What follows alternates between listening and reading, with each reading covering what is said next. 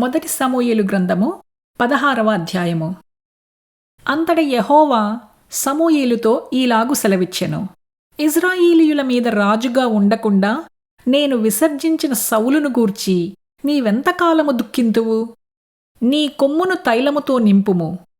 బెత్లెహేమీయుడైన యెషయి యొద్దకు నిన్ను పంపుచున్నాను.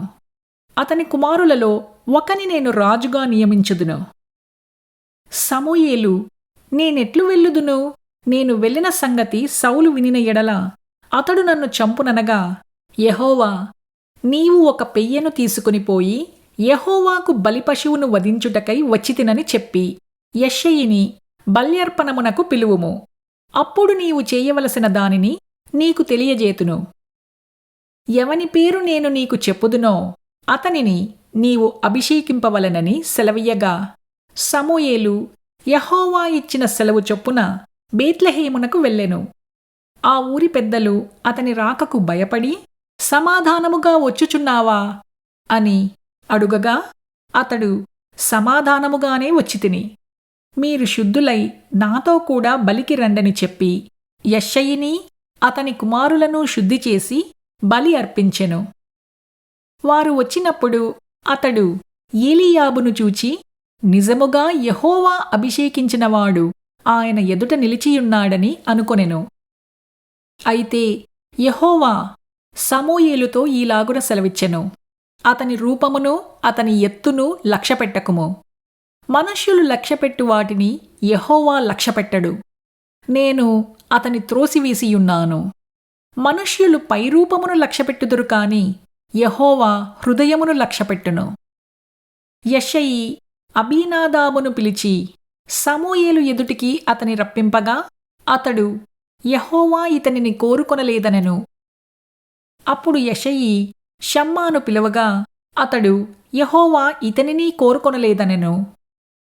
యెషయి తన 7 కుమారులను సమూయేలు ఎదుటికి పిలవగా, సమూయేలు, యెహోవా వీరిని కోరుకొనలేదని చెప్పి, నీ కుమారులందరూ ఇక్కడ ఉన్నారా అని యెషయిని అడగగా, అతడు, ఇంకనూ కడసారివాడున్నాడు, అయితే వాడు గొర్రెలను కాయుచున్నాడని చెప్పెను.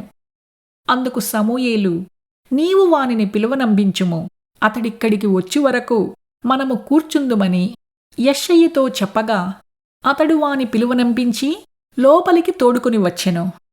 అతడు ఎర్రని వాడును, చక్కని నేత్రములు కలవాడును, చూచుటకు సుందరమైనవాడును అయ్యుండెను. అతడు రాగాని, నేను కోరుకున్నవాడు ఇతడే, నీవు లేచి వానిని అభిషేకించుమని యెహోవా సెలవయ్యగా, సమూయేలు తైలపు కొమ్మును తీసి వాని సహోదరుల ఎదుట వానికి అభిషేకము చేసెను. నాట నుండి యెహోవా ఆత్మ దావీదు మీదికి బలముగా వచ్చెను. తరువాత సమూయేలు లేచి రామాకు వెళ్ళిపోయెను. యెహోవా ఆత్మ సౌలును విడిచిపోయి యెహోవా యొద్ద నుండి దురాత్మ ఒకటి వచ్చి అతని వెరపింపగా, సౌలు సేవకులు, దేవుని యొద్ద నుండి వచ్చిన దురాత్మ ఒకటి నిన్ను వెరపించియున్నది. మా ఏలినవాడవైన నీవు ఆజ్ఞయిమ్ము, నీ దాసులమైన మేము సిద్ధముగా ఉన్నాము.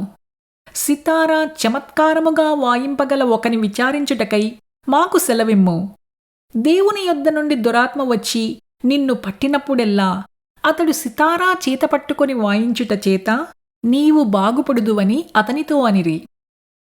సౌలు బాగుగా వాయింపగల ఒకని విచారించి నా యొద్దకు తీసుకుని రండని తన సేవకులకు సెలవీయగా, వారిలో ఒకడు, చిత్తగించుము, బేత్లెహేమీయుడైన యెషయి యొక్క కుమారులలో ఒకని చూచితిని. అతడు చమత్కారముగా వాయింపగలడు. అతడు బహుశూరుడును, యుద్ధశాలియు, మాట నేర్పరియు, రూపసియు అయ్యున్నాడు. మరియు యెహోవా వానికి తోడుగా ఉన్నాడనగా, సౌలు యెషయి యొద్దకు దూతలను పంపి, గొర్రెల యొద్దనున్న నీ కుమారుడైన దావీదును నా యొద్దకు పంపుమనెను. అప్పుడు యెషయి ఒక గార్దబము మీద రొట్టెలను, ద్రాక్షారసపు తిత్తిని, ఒక మేకపిల్లను వేయించి తన కుమారుడైన దావీదు చేత సౌలు నొద్దకు పంపెను. దావీదు సౌలు దగ్గరకు వచ్చి అతని ఎదుట నిలబడగా, అతని యందు సౌలునకు బహు ఇష్టము పుట్టెను. అతడు సౌలు ఆయుధములను మోయువాడాయెను. అంతట సౌలు, దావీదు నా అనుగ్రహము పొందెను కనుక అతడు నా సముఖమందు సేవ చెయ్యుటకు ఒప్పుకునుమని యెష్షయికి వర్తమానము పంపెను. దేవుని యొద్ద నుండి దురాత్మ వచ్చి సౌలును పట్టినప్పుడెల్లా దావీదు సితారా చేతపట్టుకొని వాయింపగా దురాత్మ అతనిని విడిచిపోయెను. అతడు సేదదీరి బాగాయెను.